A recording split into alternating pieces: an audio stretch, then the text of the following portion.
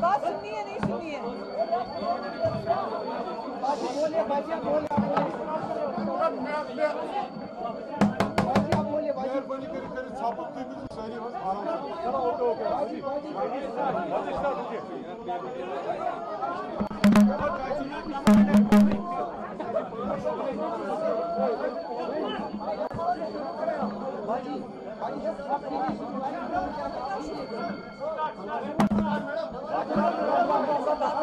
सुने आप, please listen आप।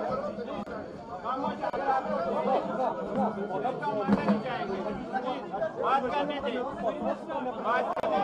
करें शुरू।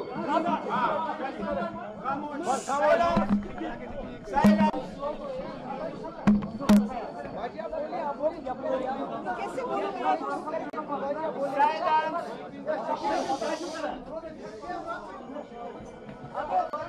अगर आप लोग खामोश नहीं हो सकते तो फिर हम ये बंद कर देंगे। छोड़ दीजिए बस प्लीज।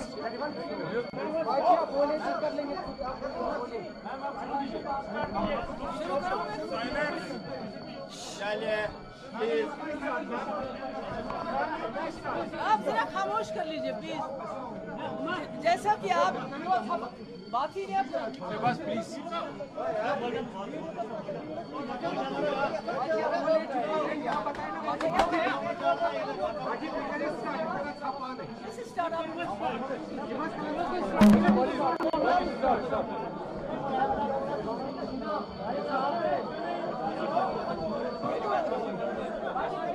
जैसे कि आप सभी लोग जानते हैं, आज बीजेपी की तरफ से जो विड्रॉल ऑफ सपोर्ट हुआ, उसके बाद मैंने अपना रिजिग्नेशन जो है गवर्नर साहब को भेज दिया है।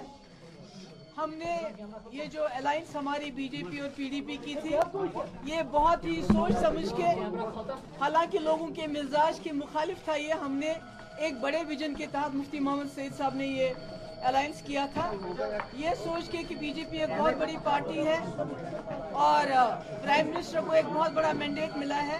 जो जम्मू कश्मीर के लोग जिस मुसीबत में फंसे हैं, उस मुसीबत में से बाहर निकालने के लिए जो सेंट्रल गवर्नमेंट में एक बड़ी ताकतवर पार्टी है, उसके साथ हमने हाथ मिलाया और हमें कई महीने लगे एक आपस में एक तालमेल, एक एजेंडा ऑफ अलायंस बनाने का, जिसका बेसिक मकसद ये था रिकंसिलेशन, यानी जम्मू कश्मीर में रिकंसिलेशन डायलॉग, यहाँ के जम्मू कश्मीर के लोगों के साथ डायलॉग, यहाँ कॉन्फिडेंस बिल्डिंग मेजर्स, पाकिस्तान के साथ एक अच्छा रिश्ता, ये हमारे जो एजेंडा ऑफ अलायंस का ये मकसद था। और इसमें सबसे बड़ा जो अप्रेंशन, जिस वक्त सरकार, जिस वक्त बीजेपी को जम्मू में सपोर्ट मिला और हमें कश्मीर में सपोर्ट मिला, उस वक्त सबसे बड़ा अप्रेंशन जो जम्मू कश्मीर के लोगों के दिलों में था, खासकर वादी कश्मीर में, वो ये था कि 370 सबसे बड़ा अप्रेंशन था 370 को लेके, हमारे स्पेशल स्टेटस को लेके। और हमने पिछले 3-4 साल जिस तरह से 370 को 35A के खिलाफ हमने कोर्ट में उसको डिफेंड किया और 370 की पोजीशन को पूरी तरह से हमने उसका दफा किया। इसके अलावा कॉन्फिडेंस बिल्डिंग मेजर के हवाले से 11,000 नौजवानों के खिलाफ हमने केसेस विड्रॉ किए। हमने यहाँ यूनिलेटरल सीज फायर करवा दिया। हमने यहाँ not less than the home minister की लेवल से डायलॉग का एक ऑफर यहाँ दी गई। और हमारा जो पीडीपी का जो मकसद था रिकंसिलेशन का, जो हमारा मुफ्ती साहब का ख्वाब था कि यहाँ डायलॉग होना चाहिए, क्योंकि जम्मू कश्मीर में हमारा हमेशा ये मानना रहा है, जम्मू कश्मीर में मस्कुलर पॉलिसी नहीं चल सकती। जम्मू कश्मीर में we can't treat Jammu Kashmir as an enemy territory. ये हमारे दुश्मनों की टेरिटरी नहीं है, हमारे जम्मू कश्मीर के लोगों की टेरिटरी है। इसलिए यहाँ मस्कुलर पॉलिसी कामयाब नहीं हो सकती है।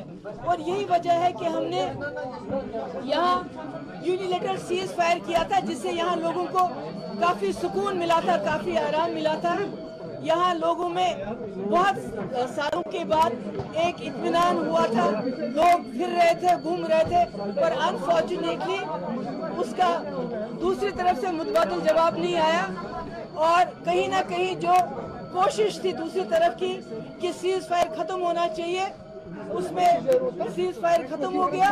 मगर हमारा ये मानना है, हमारा ये कहना है कि जम्मू कश्मीर में जो पीडीपी का एजेंडा है, हीलिंग टच पॉलिसी का जो पीडीपी का एजेंडा है कि जम्मू कश्मीर में पाकिस्तान से भी बात होनी चाहिए, यहाँ के लोगों से भी बात होनी चाहिए, ज्यादा से ज्यादा रास्ते खुलने चाहिए, उस पॉलिसी के बगैर कोई पॉलिसी नहीं है। मस्कुलर पॉलिसी या सख्ती की पॉलिसी यहाँ नहीं चल सकती।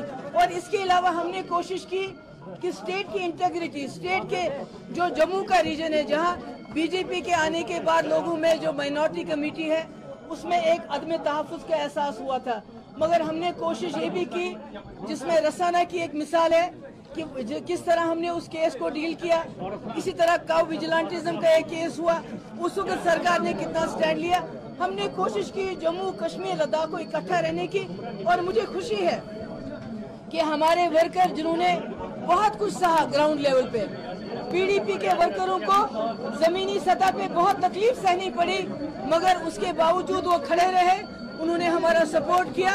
और आज मुझे ये पूरा इत्मीनान है कि मुफ्ती साहब ने जिस मकसद और मुद्दे के लिए रिकंसिलिएशन के लिए ये अलायंस किया था, हमने अपनी तरफ से पूरी कोशिश की, सीज फायर करवा के, डायलॉग की ऑफर करवा के, यूथ के खिलाफ केसेस विड्रॉ करवा के हमने अपनी तरफ से पूरी कोशिश की। और आगे भी हमारी कोशिश जारी रहेगी डायलॉग और रिकंसिलिएशन की। Thank you so much.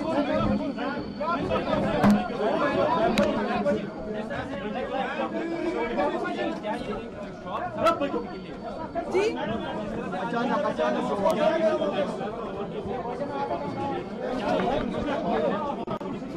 देखिए, मेरे लिए तो कोई चीज शौक नहीं है। हमने तो ये अलायंस जो है पावर के लिए नहीं किया था। अगर पावर के लिए करना होता तो उस वक्त उमर साहब और कांग्रेस हमें सपोर्ट करना चाहते थे। इस अलायंस का बड़ा मकसद था, और वो बड़ा मकसद क्या, यूनिलैटरल सीज फायर, वो बड़ा मकसद क्या, डायलॉग की ऑफर, वो बड़ा मकसद क्या, प्राइम मिनिस्टर का पाकिस्तान जाना, वो बड़ा मकसद क्या, 11,000 नौजवानों के खिलाफ एफआईआर विड्रॉ करना। ये बड़े मकसदों के लिए हमने किया था। ये हमने खाली पावर पॉलिटिक्स के लिए नहीं किया। इस गवर्नमेंट में खलिश आज की बात नहीं है, जब से ये गवर्नमेंट आई है तब से इसमें खलिश थी। आज पहली बार नहीं है कि कहते हैं कि एजेंडा ऑफ अलायंस टूटना चाहिए। आज ऐसी क्या बात है? पहले भी था, मैंने कहा एजेंडा ऑफ अलायंस पे रिकंसिलिएशन, हमने कहा 370 के साथ छेड़छाड़ नहीं होनी चाहिए। हमने 4 साल तक कोई छेड़छाड़ नहीं होने दी, वो हमारे एजेंडे का पार्ट है। हमने कहा डायलॉग होना चाहिए, होम मिनिस्टर ने डायलॉग की ऑफर दी। हमने कहा यूनिलैटरल सीज फायर होना चाहिए, यूनिलैटरल सीज फायर 1 महीने रहा। हमने स्टोन पेल्टर्स के खिलाफ 11,000 एफआईआर वापस ली। हमने तो सब कुछ किया। बीजेपी तोड़ रही है ना कि पीडीपी ने तोड़ी है? वो तो ठीक है, उन्होंने तोड़ी तो ठीक है ना, उन्होंने तोड़ी, उनका फर्क है जो है। हम क्या कहते हैं, हम कहते हैं हमने तोड़ी तो तोड़ी, पर हमने तो अपनी तरफ से पूरी कोशिश की।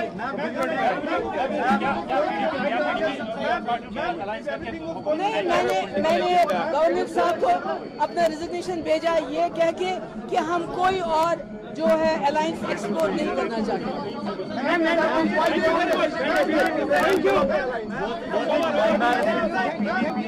बीजेपी ने इन्फॉर्म भी नहीं किया टेलीविजन के जरिए। ऐसी कोई बात नहीं है, ऐसी कोई बात नहीं है। जो हमारा मकसद था, ये सरकार के लिए, हमने पावर के लिए अलायंस नहीं किया था। हमारा मकसद डायलॉग का था, वो होम मिनिस्टर ने कहा। हमारा मकसद यूनिलैटरल सीज फायर का था, वो होम मिनिस्टर ने कहा। जो हमारा मतलब था, जैसे प्राइम मिनिस्टर लाहौर चले गए बातचीत के लिए, हमने जो कहना था, हमने 370 को बचाना था, हमने 3-4 साल उसकी पूरी हिफाजत की। इसलिए एजेंडा में जो हमारा एजेंडा था, हमने अपना एजेंडा पूरा किया।